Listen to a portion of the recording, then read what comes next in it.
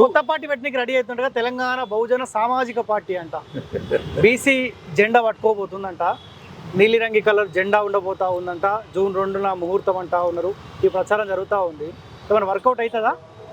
నువ్వేం సాధించినావు? అనేక మంది త్యాగాల ఫలితంతో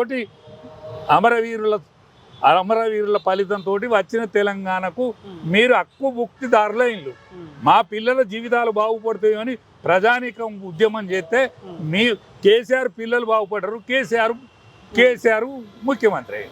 అంతే తప్ప ఇంకేముంటుంది? వీళ్ళకేముంటుంది? వీళ్ళదేంటి? రేపు పొరపాటు పార్టీ పెడితే అయ్యన్ బద్నాం చేసి అడుగు ముందుకేసే అవకాశం. అనేక పార్టీలు పెట్టిండ్లు, అవి అనేక మంది పార్టీలు పెట్టిండ్లు, అవేమన్నా కనిపిస్తానే? ఇప్పుడు అవసరమైతే 10 ఏళ్ల కాలం పాటు మా అయ్యనే ఆగం చేసిండు, మోసం చేసిండు, అందుకే నేను బయటకు వచ్చి కొత్త పార్టీ పెట్టిన, ప్రజల కోసం పెట్టినా అంటే. ఇప్పుడు ఇదివరకే మమ్మల్ని మోసం చేసిననే తెలంగాణ ప్రజలు ఓడిస్తే ఆయన పోయాడ ఉంటే, ఆయనను ఓడిస్తే ఆయన ముఖం చెల్లకుండానే ఇక మళ్ళీ మా నాయన ఆగం చేసిందని చెప్తే ఇంటరా?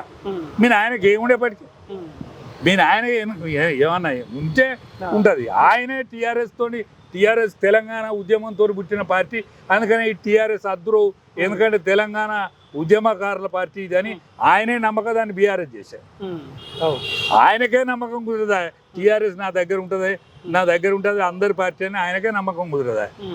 నీకెట్లా